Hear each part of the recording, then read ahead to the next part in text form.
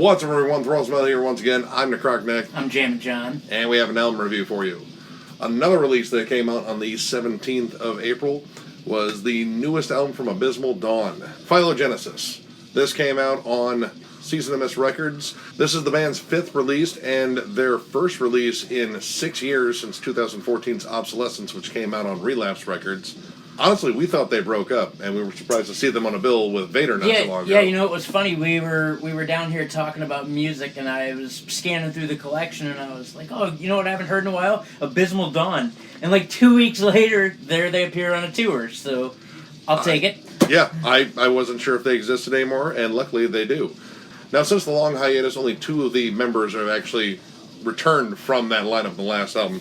Bassist Alessio Garcia and frontman guitarist Charles Elliott. And like I said, this is their first offering in 6 years, so let's get into it. Right away opens up with Mundane Existence, and pretty much they're picking up right where they left off. It's very much a mix of old school death metal, but very thrashy death metal and technical death metal. It comes out swinging right out of the gate. The drums, though, in this album are really out front. Yeah. And you know, I'm a drummer.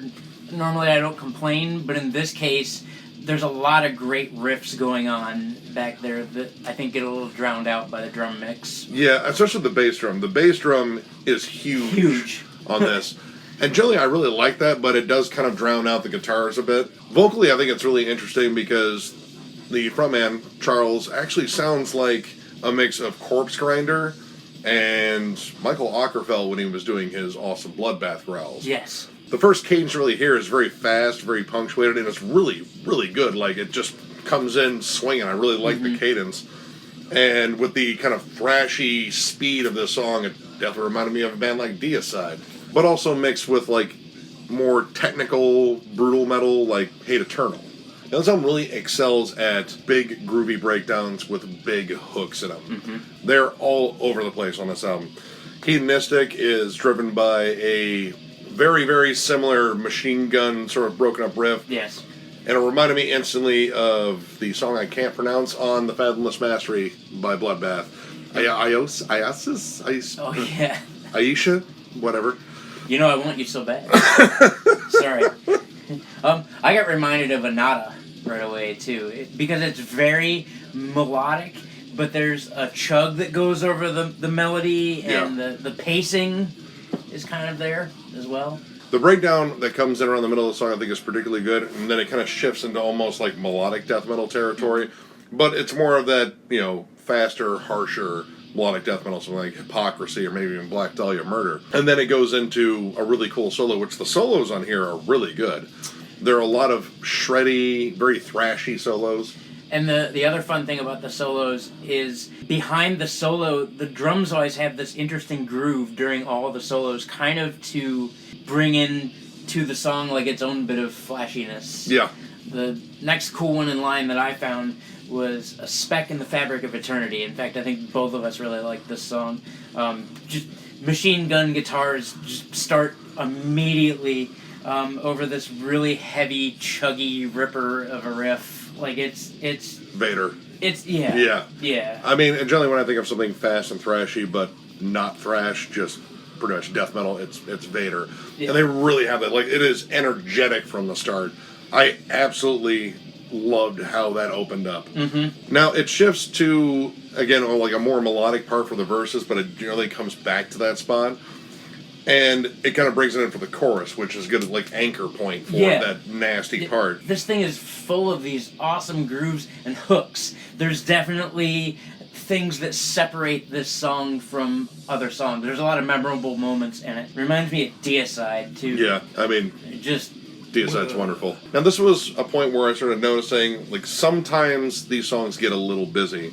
Like, and during this breakdown, they get a little extra fill happy, where it really isn't necessarily needed. It's kind of a nice touch here and there, but when it becomes kind of a standard thing, it just kind of is a little bit too busy when you should be sticking to that main groove, or at least that's how I saw it, because sometimes you lose a sense of sort of the melody or the big hook there because they're just doing a little bit too much. Right, and that was a thing I had, at least for a couple songs. It doesn't appear in all of them, but at least in a couple songs in the middle, it seems like some of the parts were kind of thrown together or maybe mismatched, even though they transitioned well. Yeah. Like there's never a loss of being able to transition into the next part. It's just that the next part doesn't often make sense. It doesn't follow the mode of the song. I got that in Chorus Evolution. Opens up the very decapitated sort of breakdown, like a nice little palm muted part. Yeah. Very much like Spheres of Madness. Yep. I got reminded of early Beneath the Massacre as far as the start stop robotic riff without all the through it. So this one, when it comes back to that main breakdown riff, which it does, in between there, I don't think it's as dynamic and it's not as memorable as that unique little moment in the song. Right. And this is where I kind of just felt like the song was wandering. It was kind of looking for a way to really make a big hook like that. Yeah.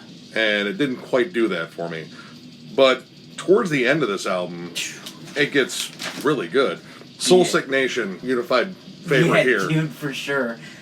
Instantaneously. Again, a chuggy opener riff. It seems like they're really honing in on chugs at this point. The chug is the pulse of this song. It is just beefy. It is so heavy. It kind of reminds me of Morbid Angel, but not necessarily the David Vincent years, more along the lines of the Steve Tucker years, namely Gateways to Annihilation. It has that sort of little bit slower triplet chug, and my God, it just sounds ridiculously heavy. And the drums on this song are really straightforward in the sense where it's just riding on the cymbal with a solid double kick beat. It reminds me of stuff Kevin Talley did on Chimera's self-titled record. As far as that drum structure wise, it's just a solid ride on a double kick and really straightforward and lets those chug guitars take over. This is a flat-out focused song. Singular in purpose to just pretty much drive home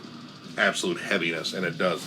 And then the last track, the Lament Configuration, which as soon as I heard that title, I was like, dude, that sounds so fucking familiar. Yep. And then a little quick trip to Google, and oh my God, it's the fucking Hellraiser puzzle box. So that's awesome, and we totally opened it. And guess what we found inside? The longest song, and quite possibly one of the most badass ones. So again, opener riffs. I love all the opener riffs. Do they know how to lead in? Just everything they lead in with is great. There's a unique kind of drum and melodic riff opening where they complement each other very well. The interplay is there's kind of ghost notes or something going on there. I really like how that shifts into the main distinct riff that carries the song, which kind of comes back in a breakdown. Yeah. Huge hook on it. Oh my God, it's gigantic. It reminds me of something Aborted would do during Aborted slower moments, their groove moments. Like Cenobites. Yeah. Woo.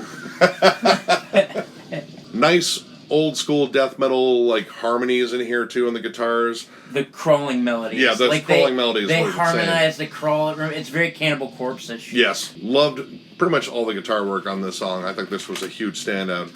And then bonus track that I totally forgot about. Yeah, me too. We get Flattening the Emotions. They covered Death's standout song from Human, and they nailed it. Yeah, it's what you'd expect from Abysmal Dawn covering Death.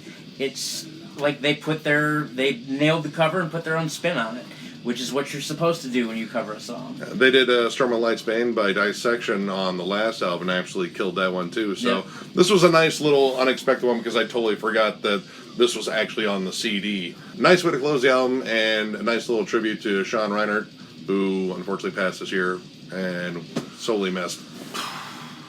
So overall, I think this was a pretty fun listen. I really wasn't sure how they were going to come back because they've been gone for 6 years. And with members changing in and out, you can come back sounding a little bit different, maybe embracing a new sound. Maybe you come back right where you left off. That was more of the impression I got, that they came back where they left off and delivered a pretty solid death metal album. Yeah. So I'm going to give it 3.5 stars. I think it's a good listen. It's definitely worth checking out. If you're a fan of this band already, then you pretty much know what you're going to get here. It's just really cool death metal that kind of walks the line between old school death metal and tech death metal, and packed full of fucking solid riffs. Right. I'm going to give it 3.5 as well. I mean, I've been an Abysmal Dawn fan since the beginning, pretty much. Again, was really shocked to see them appear basically out of literally nowhere with the killer album. And when we saw them live a couple months ago, that was pretty neat. I'd never seen them before, so yeah, They did a great job, and this album, I think like Nick said, is just, it comes back swinging where they left off. I'm glad it didn't come back sounding like something that it wasn't. Yeah. My 3.5 on this is in no way due to the musicianship. I thought they did everything really well. My minor gripes are with some of the mixing. I wish the guitars could have been a little bit more present. You know, even as a drummer myself, I'm glad the drums are out front, but it would have been nice to see a presence of a bigger sound. But yeah, 3.5, killer fucking listen. I'm really impressed, so. So, if you like the review, give it a thumbs up. And if you are new to the channel, subscribe. Because we do shit like this all the time. Yep. And we have now a Thralls of Metal Instagram. Please come and look us up. I'm running a special here for the first few weeks. If you are a band and you decide you want to shoot us a line, go for it, and I'll review whatever you wish in your discography for your band. So we're all about helping people out. We do this to have fun. We want you guys to have fun. We want everybody to have fun. So come do that. Catch you guys later. Take care.